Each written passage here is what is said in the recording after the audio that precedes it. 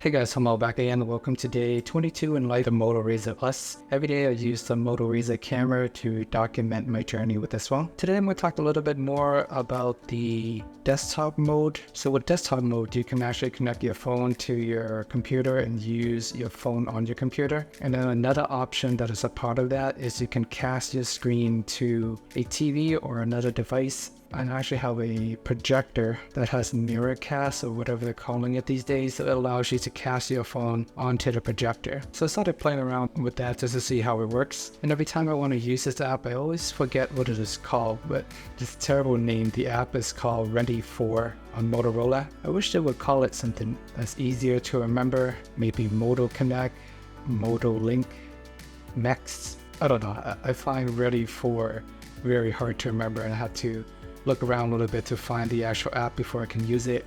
So once I'm able to find the app, I was able to connect it to the projector, and I found it a little bit challenging to use in a way because your phone, once you connect it via Miracast, you can use your phone as a mouse pad. You can go around and use the screen like a desktop in a way. So it's kind of weird. So by default, you see 4 icons at the bottom. I assume you want to watch videos. And it looks like you can use some external apps as well. I see the MX Player Pro, but for demonstration purposes, you can just click on YouTube, click on any videos you want. And then once you do, I wish it found a way to make it easier to full screen it, because it works the same way as it does on a desktop in a sense. You have to go all the way to this tiny little box. And if you're using your phone, it is very hard to move. So once you kind of scroll to the corner and click on the tiny box, you're able to full screen it. And then the other option that they have is you can toggle over to the gesture mode in a way, so that way you can kind of move your phone around and then the mouse will move, kind of like a Nintendo Wii controller back in the days. So it's a pretty weird format. I find that when casting it, it's challenging to use. Maybe you connect a mouse or a keyboard to it, it'll be easier, but just using the phone alone, it is not a very pleasant experience.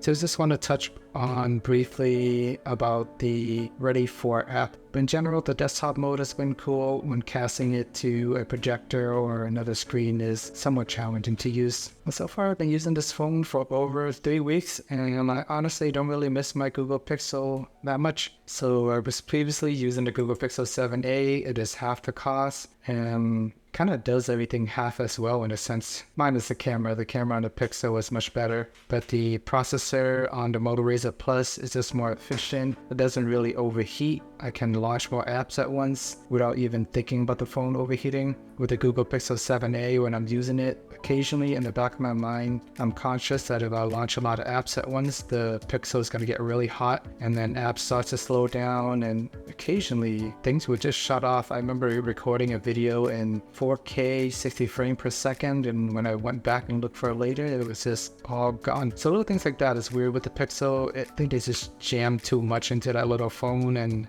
put a strong processor in it. Unfortunately, it doesn't work that well. The 7a has a lot of overheating issues. But with the Moto Razr Plus, you're paying twice the amount. You're getting all the cool retro factor, the novelty. You get a flipping phone, you get a fast phone. Everything is smooth, efficient. The only thing that isn't that great is the camera, but luckily I was able to download the Google camera software onto the Moto Razr Plus, so I'm recording video using that app. It would have been nice to use the Google camera software to take photos as well. I think that would have been really neat. Doesn't work on this phone unless someone can find a way to do it, but it's okay. The standard Moto camera is solid as well. I don't really go around taking pictures every day, so I don't really find myself missing it that much, although it would be nice to have a nice camera.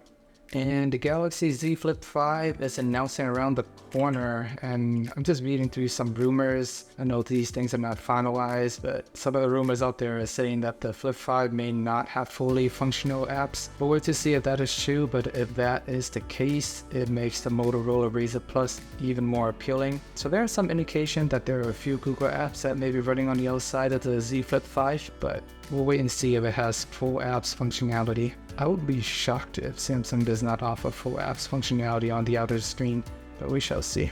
When using the Moto Razr Plus, or just any smartphone in general, I find that I always put my phone on mute or silent. I feel like when the notification is on, it just super loud. It gets annoying, especially if you have a lot of things going on, such as security cameras or email, eBay. Sometimes you get an email from both. So every little ding gets super annoying. So I'm curious how you guys use your phone. Do you keep it on silent all the time or vibrate? Or how do you manage all these random unnecessary stress? I kind of go back and forth. Sometimes I turn on my notifications. I don't miss anything important. But if it gets overwhelming, something's constantly dinging, your friends are spam texting the group chat, then I immediately turn it off. So I go back and forth between muting or turning your phone back on. So I find that just putting it on mute works the best. Another thing that I discovered that's pretty neat, and I'm sure it's not specific to this phone, but if you're just reading random articles, for example, on the Google Now screen or Google Discovery, whatever they're calling it these days, if you highlight certain text, it actually gives you the ability to read out loud. So that's super helpful. I'm a fan of audiobooks and just listening to things. You don't always have time to stare at the screen and read. So it's nice to have the ability to select a certain text and have it read out loud for you. My only complaint is sometimes on the web pages they have ads and all these other random things as subtext, subtitles to some of the photos they have capturing all that. I just wish there was an easier way to only highlight the article and have it read out loud that way. When I'm using it, I find I can only highlight a chunk of this box, have it read out loud, and I gotta go and scroll and highlight this other chunk to have it read out loud. So I'm not sure there's a way to make it more efficient. Maybe there's an app out there that I can just, either way, still gotta copy and paste the full page and it's gonna pick up random text and hide the links such as the menu bars and things like that, and that is kind of annoying to have it read out loud. So I think the idea is good, it's just not built out fully to make it 100% user friendly. Another thing I want to hit on quickly is this retro mode right here. I did flash it in my video for my 3 weeks review, but there's so many random icons and toggles in the notification shade. If you go in there, this one just happened to catch my attention, and it's actually really cool. If you click on it, it turns your phone into the actual retro phone back in the 2000s. I know in my last videos I said the 90s, but Motorola, I believe they might have made the first ever cell phone. Regardless, the Razr were popular in the 2000s, so if you grew up in the 90s, you probably ended up using it in the 2000s or seen other people using it. And so anyway, retro mode is a pretty cool throwback. You can actually see your phone look like an actual Razr back in the days. It looks nice, but once you start interacting with it, it's a little bit weird because, for example, you hit the call, it just automatically jumps to the modern day screen. Little things like that get a little bit weird, or you hit the contacts and then you have to hit back to get into the retro mode. So I think it's just a cool thing just to quickly flex and show off to your friends, but in terms of usability, you're not going to be functioning around in T9 and all that. It was a nice touch, a little Easter egg or whatever they call it. Feel free to play around with that. Alrighty guys, this wraps up day 22 in the life of the Moto Razr Plus.